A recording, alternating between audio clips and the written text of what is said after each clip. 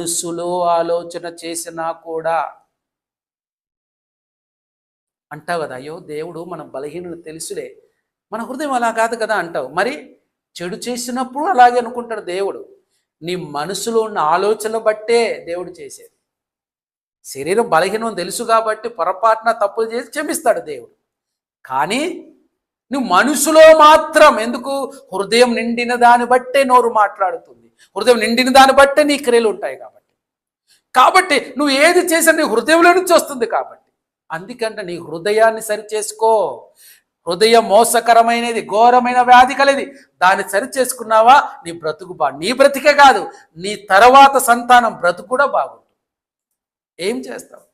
ఏశావు వలె జ్యేష్ఠత్వాన్ని, దేవుని ఆశీర్వాదాలు దూరం చేసుకుంటావా, లేక యాకోబు వలె దేవుని ఆశీర్వాదాలకు ఆత్మీయ జీవితాన్ని కోరుకుంటావా?